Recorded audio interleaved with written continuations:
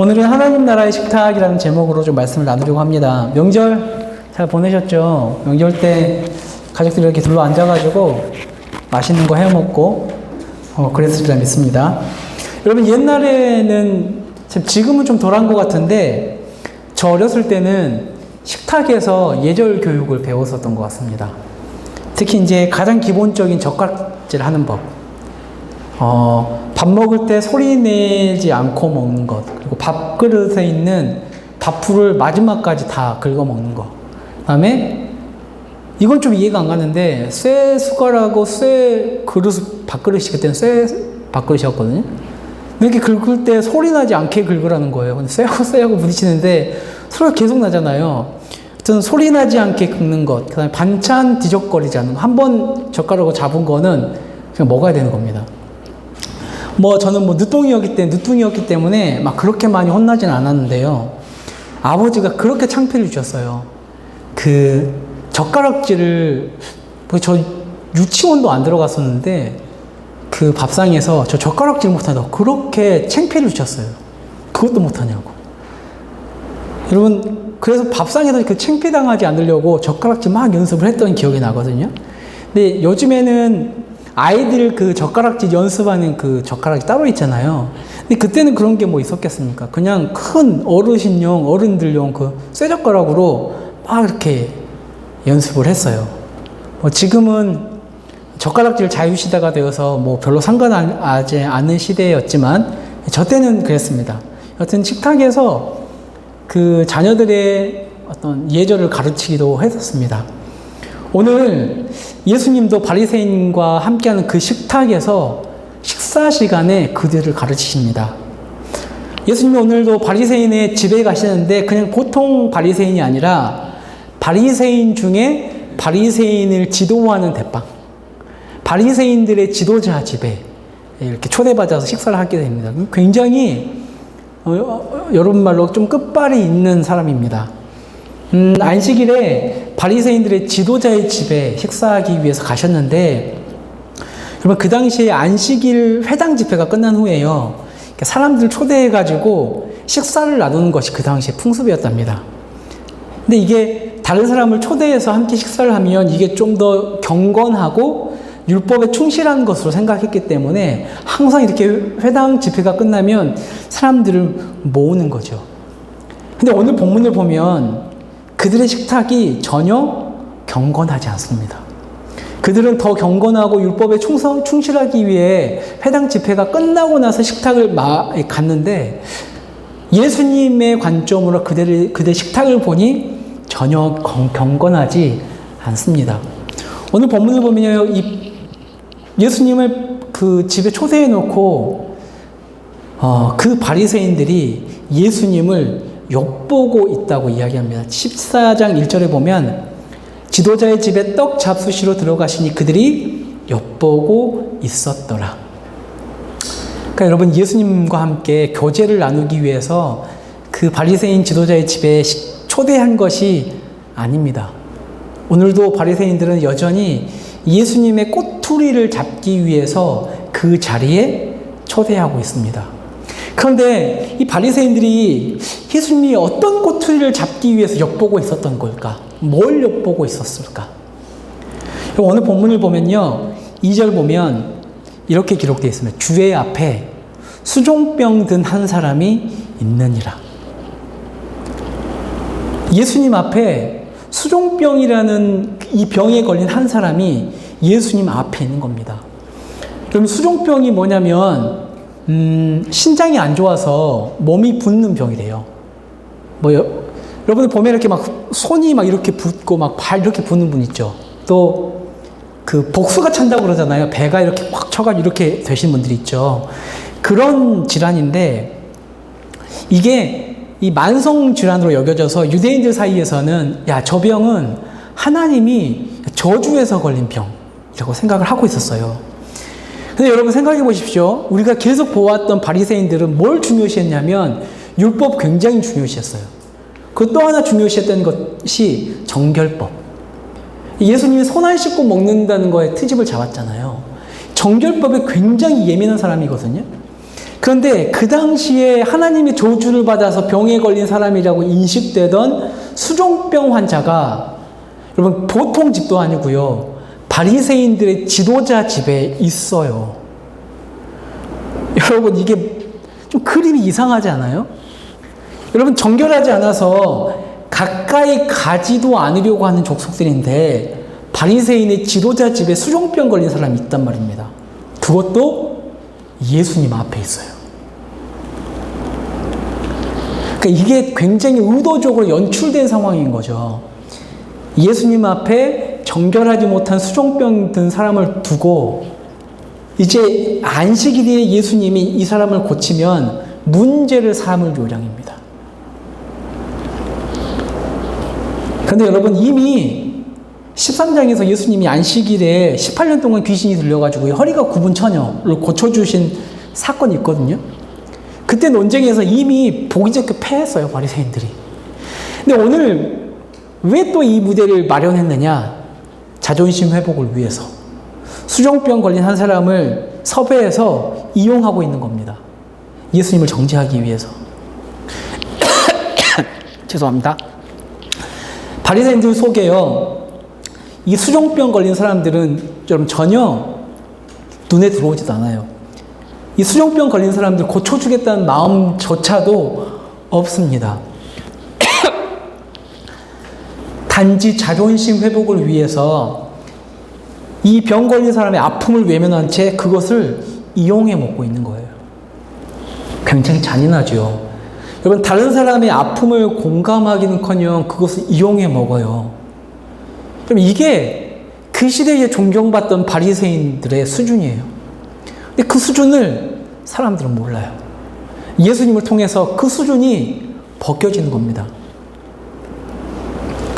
여러분 그들이 병자라는 이유로 정결하지 못하다면서 그를 멀리했지만 그 바리새인들의 마음, 종교 지도자들의 마음은요 썩을 대로 진짜 썩어서 썩은 내가 진동하는 진짜 병자들입니다. 여러분 우리가 하나님의 마음으로 다른 사람 보는 것을 멈추는 순간 우리가 이렇게 돼요. 여러분 병에 걸린 사람들은 어떻게든 치유하기 위해서 도와주기 위해 바라보아야 하는 게 정상입니다. 그런데 이 바리새인들은 예수님을 이겨먹기 위해서 이용해 먹어요. 굉장히 차가운 사람들이 되어 있는 거예요. 여러분 예수님이 그 상황을 눈치채셔요. 아 얘네들이 왜 이 무대를 마련했는지 알아요. 그 의도를 알아채시고요. 예수님이 그들이 질문하지 않았음에도 불구하고 이 상황을 통해서 이들이 물으려고 하는 질문을 캐치해요. 그리고 뭐라고 합니까? 3절에 보면 질문하지 않았는데도 예수께서 대답했다고 이야기해요. 참 재밌는 표현이죠. 예수께서 대답하면서 이렇게 이야기하십니다. 야, 안식일에 병 고쳐주는 것이 합당하냐? 라고 물으셔요. 여러분 그런데 이 예수님이 물어보셨던 이 합당하냐? 라는 이 말을 원래 어원으로 좀 옮겨보면 이런 의미가 담겨 있습니다. 모세의 율법에 기록된 것이냐? 아니냐? 라고 묻는 겁니다. 영어 성경에는 이 합당하냐가 뭘로 써져 있냐면 L-A-W-F-U-L 한번 어떻게 발음하죠? lawful 그렇죠? lawyer 할 때 그 law하고 F-U-L이 붙어요. 그러니까 법적으로 이게 맞냐 틀리냐 예수님이 물어보고 계신 거예요. 바리새인과 율법사 교사들한테. 단순히 야, 이 사람 고쳐줘도 되냐? 안 되냐? 괜찮냐? 괜찮지 않냐를 물어보시는 게 아니라 법적인 문제를 끌고 가시는 거예요. 근데 그 질문에 바리새인들이 아무 대답도 못해요. 왜 이들이 예수님의 질문에 아무 대답도 못했을까? 왜냐하면 여러분 그 당시에 바리새인들이요 안식일을 지키기 위해서 인위적으로 그러니까 하나님이 모세를 통해 주신 그 율법들 있잖아요. 막 여러 가지 율법들 그거 외에 안식일을 지키기 위해 자신들이 인위적으로 39개의 항목을 더 만들어 넣었습니다. 금지 규정을. 그러니까 원래 성경에는 안식일에 병 고치지 말라 이 내용이 없어요. 그런데 성경에 없는 법을 그들이 만들어 놓았기 때문에 예수님이 그걸 캐치한 거예요. 야, 너희들 그냥 안식일에 병 고쳐 주지 말라는 그 법이 하나님이 모세를 통해서 주신 법이 맞냐 틀리냐 라고 묻는 거예요. 그러니까 예수님이 그 깊은 내용까지 다 알고 계시는 거죠. 그러니까 말을 못하는 거예요. 하나님이 주신 게 아니라 자기들이 해놓은 거라 어떻게 반박을 하지 못하는 겁니다. 그렇게 예수님이요 바리새인들의 입을 다물게 해놓고요 그 사람을 데려다가 고쳐 보냅니다. 그 사람들이 트집을 잡던 말던 고쳐야 할 사람을 고치십니다. 회복시켜야 할 사람을 고치셔요. 예수님은 세상의 눈치를 보지 않으셔요. 그럼 만약 예수님이 세상의 눈치를 보셨다면 이 땅에 오시지도 않았을 겁니다. 그렇다면 우리는 어때야 할 것인가? 그분을 따르는 우리도 그분을 따라가야 하는 겁니다. 그리고 회복시켜야 할 사람이 있다면 세상의 눈치 보지 말고 회복시켜야 하는 겁니다. 고쳐야 할 사람이 있다면 다수의 의견을 따르지 않더라도 고쳐주어야 하는 겁니다. 그게 성도이고 여러분 교회입니다. 이 바리새인의 입에다가 자물쇠를 쾅쾅쾅 한번 박으시고요. 다시 한번 쐐기를 박으시는데 이렇게 물으십니다. 야, 너희 중에 만약 네 아들이나 네 소가 안식일에 우물에 빠지면 너 어떻게 할 거야? 안 건져낼 거야? 라고 물으십니다. 한마디도 못하고 잠잠합니다. 여러분 그 당시에 유대에는 뚜껑을 닫지 않은 우물이 흔하게 있어요. 그래서 그 우물에 아이들이나 이 짐승이 빠지는 경우가 흔했답니다. 여러분 창세기에 나오는 요셉이 구덩이에 빠졌었잖아요. 그 구덩이에요. 이게 사람들이 그 이스라엘은 물이 귀하기 때문에 물을 받기 위해서 인공적으로 파놓은 구덩이도 있고요. 그렇지 않은 구덩이도 있는데 그 구덩이에 빠지는 경우들이 좀 있었던 거죠. 근데 만약 내 아들, 내 재산인 소가 우물 구덩이에 빠져서 죽을 수 있는 상황에 처해 있는데 그날이 안식일입니다. 누가 그렇게 이야기하겠습니까? 아들에게. 아들, 오늘 안식일입니까? 지금이 2시 44분이니까 끝나려면 한 몇 시간 있어야 되죠? 한 10시간, 한 9시간 있어야겠다. 9시간만 버텨라. 라고 할 아버지가 누가 있겠냐 말입니다. 자신의 재산이 소가 빠졌어요. 소가 얼마나 비싸요. 그 당시에 소가 이 농경사에 굉장히 중요한 위치를 차지하고 있잖아요. 소가 빠졌단 말이에요. 혹시라도 사자가 와서 물어가기도 하면 그 자리에서 건져내는 게 상식입니다. 근데 여러분, 수종병 걸린 사람이 나와 관계없을 때에 이 상황과 우물에 빠진 것이 내 아들, 내 소일 때의 상황, 이게 바뀝니다. 내 이야기일 때와 남의 이야기일 때 이 안식일의 규정이 그들 머릿속에 막 계산이 되는 거죠. 여러분, 남의 안식에는요, 바리새인들이 남의 안식에 전혀 관심이 없어요. 안식일을 거룩히 지킨다고 규정을 정했는데 내가 하나님 앞에 온전하게 안식일을 지키겠습니다라고 그 안식일을 지키면서 자신들의 정체성을 지켜나간다고 하는데 정작 내 옆에 있는 이웃의 안식에는 아랑곳하지 않아요. 여러분 생각해 보세요. 평소에 자기가 병들었기 때문에 바리새인 근처도 가지 못하는 사람이에요. 근데 그 사람이 그들의 게임에 넘어가서 바리새인 지도자 집의 한가운데 서 있습니다. 얼마나 수치스러웠을까요? 바리새인들이 그 사람을 바라보는 눈초리를 느꼈을 텐데 여러분, 지도자 집에서 죄 지은 듯이 서 있었을 수종병 걸린 사람의 마음을 생각해 보시면 굉장히 초라했을 겁니다. 근데 그날이 안식일입니다. 바리새인이 이 사람의 안식을 전혀 생각하지 않아요. 여러분, 그런 사람들에게 여러분, 이 사람이 얼마나 귀한지 알았겠습니까?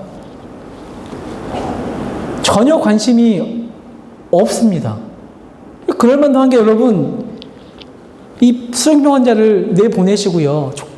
고쳐주시고 내보내시고 예수님이 어떤 상황을 보시고 다시 이야기하기 시작하죠. 6, 7절을 보면 청함을 받은 사람들이 높은 자리 택함을 보시고 라고 이야기합니다.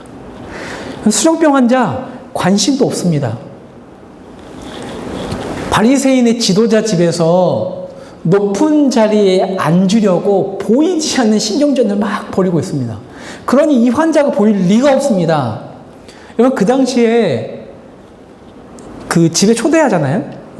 안식일이 끝나고 당회라고 했다. 회당 집회가 끝나고 나서 집에 식탁에 초대하면 그 식탁에 주인과 누가 가까이 있느냐가 그 사람의 지위가 드러나는 겁니다. 그러니까 지금 바리새인의 지도자예요. 지도자 집에 딱 식사에 초대돼서 왔는데 주인과 가까이 앉기 위해서 이 사람들이 신경전을 벌이고 있는 거예요. 그러니 여러분 이 사람이 보였겠습니까? 그래서 이 수많은 바리새인들이 여러분 구석진 자리는 쳐다보지도 않아요. 본문에 보면 높은 자리만 막 본다고 하죠. 주인과 가까운 자리. 여러분 대접받아 마땅하다고 생각하고 있는 사람들입니다. 결코 나는 끝자리에 앉아서는 안 될 사람, 주인과 멀어져서는 안 될 사람, 나는 그 사람과 어울릴 만한 사람이니까 굉장히 교만합니다.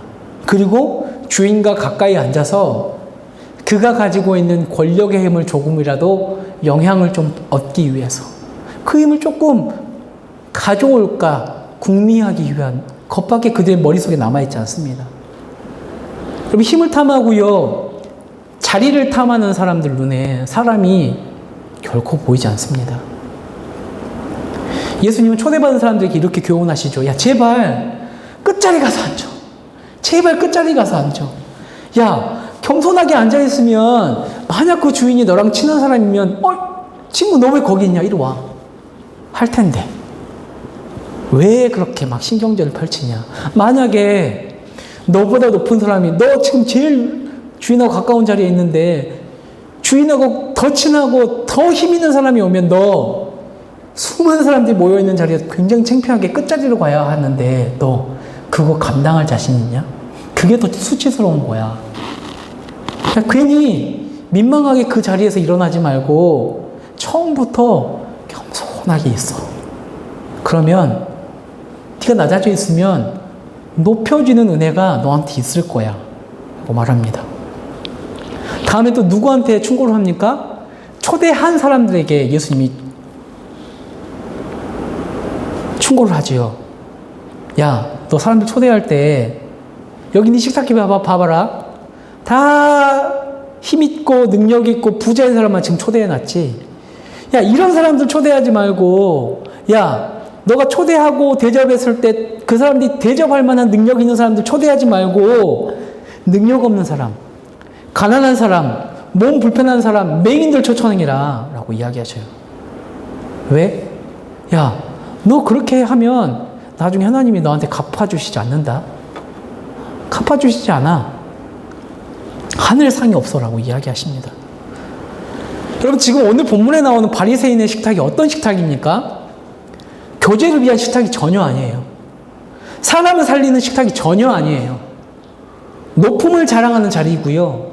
자신의 미래를 위해서 투자하는 자리가 지금 이 자리예요. 어떤 자리입니까?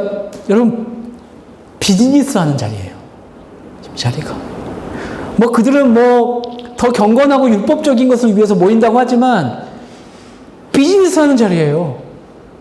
이 바리새인의 지도자도 그렇고 거기에 참여한 사람들도 그렇고. 여러분 하나님의 나라가 어떤 나라입니까? 비즈니스 하는 나라입니까? 투자해서 얼마를 이익 볼까 고민하는 나라가 하나님 나라입니까? 아닙니다. 하나님 나라는 자신이 득이 되는 사람만 투자해서 골라 담는 나라가 아니에요. 그럼 오늘 예수님이 이야기하시잖아요. 야, 너 초대하는 놈, 너 야, 그런 사람들 말고 가난한 자들, 맹인들, 몸이 불편한 자들, 그 사람들 초대하라고 하잖아요. 하나님 나라는 소유, 신분의 구별이 없는 것입니다. 예수님은 세리 친구였고요. 죄인들의 친구였고요. 몸이 불편한 자들의 친구였고요. 오늘 또 바리새인들하고 또 식사를 또 하시지 않습니까? 예수님이요, 가져온 그 하나님의 나라는 사람의 가치를 등급화한 그 나라를 무너뜨린 나라가 하나님 나라예요. 그런데 여러분, 우리들은 어떠냐 말입니다. 우리는 교회 안에 보이지 않는 등급이 있어요. 모르겠어요. 왜 그런지. 집사가 되고 권사가 되고 장로가 되고 안수집사가 되고 전도사가 되고 목사가 되면 이상해져요. 계급이라고 생각해요. 여러분, 그 어른들의 이야기입니까? 우리 공동체만 보십시오. 교회 안에 등급이 생기고 또 모이는 무리가 생깁니다. 왜 무리가 생깁니까? 나에게 도움이 안 되는 사람이라고 생각하는 사람과 멀리하기 때문이죠. 내 생각과 다른 사람들과 하나 되기 위해서 어떤 의지도 노력도 없습니다. 아니, 혹 나에게 도움이 된다면 의견이 다르더라도 함께 어울립니다. 그런데 나에게 도움이 되지 않는다고 판단되는 순간 고민 없이 잘라내버립니다. 하나를 위한 하나가 아니라 비즈니스를 위해서 하나가 됩니다. 교회 안에서도. 여러분, 우리는 왜 이렇게 된 겁니까? 바리새인들이 안식일에 관한 법을 이야기하면서도 다른 사람의 안식에는 전혀 관심 없었던 것처럼 우리도 마찬가지예요. 사랑의 법을 이야기하면서도 우리 안에 사랑이 없어요. 하나님 나라를 이야기하는데 하나님의 나라가 무엇인지 정확하게 이해하지 못해요. 그러니 무리가 생겨요. 화해하지 않으려고 해요. 예수님이 오셔서 가장 먼저 하신 게 뭡니까? 그분이 십자가로 가장 먼저 하신 게 뭐예요? 하나님과 우리를 화해시키셨어요. 근데 우리가 그러지 않아요. 하나님과는 화해했다고 하는데 사람과는 절대 화해하려고 하지 않습니다. 여러분, 예수님이 가지고 오신 하나님의 나라가 어떤 나라인지 좀 여러분 고민하셔야 돼요. 여러분, 예수님이 가지고 오신 하나님의 나라는 사람의 가치를 새롭게 설정하는 곳이에요. 여러분, 그런 거 잘 아시죠? 왜 교만하고 사랑이 없냐고 비난하기 쉽습니다. 왜 교회가 저 모양이냐고 비난하기 쉬워요. 근데 그 비판을 나에게 하기는 참 어렵습니다. 여러분, 바리새인들이 실패했었던 것들을 여러분 챙기셔야 돼요. 주님의 마음과 시선으로 나와 다른 사람들을 보십시오. 그렇게 보아야 그곳에 하나님 나라가 임해요. 무리가 생기지 않아요. 여러분, 보는 것으로 끝나지 않습니다. 끝나서는 안 됩니다.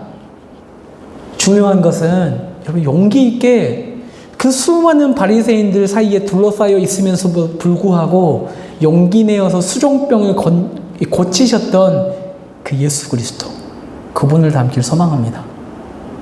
성도이기 때문에 해야 할 게 있어요. 교회이기 때문에 해야 할 게 있어요. 예수 믿는 청년이기 때문에 해야 하는 거예요. 그건 우리의 의지가 필요합니다. 여러분, 이번 한 주 어떤 일이 일어날지 잘 모르겠어요. 그런데 여러분을 만나는 사람들마다 가치가 재설정되었으면 좋겠어요. 야, 내가 너를 만났더니 내가 사람 같은 느낌이 들어. 그렇죠? 내가 너를 만났더니 인정받는 느낌이 들어. 야, 모든 사람이 나 정말 가치 없다고, 야, 능력 없다고 그냥 이렇게 하는데 너를 만나니까 내가 평안함이 들어. 여러분들 통해서, 여러분들이 그 하나하나를 통해서 누군가가 고침을 받고 하나님 나라에 임하는, 하나님 나라에 들어가는 자들이 생겨나기를 소망합니다. 기도하겠습니다.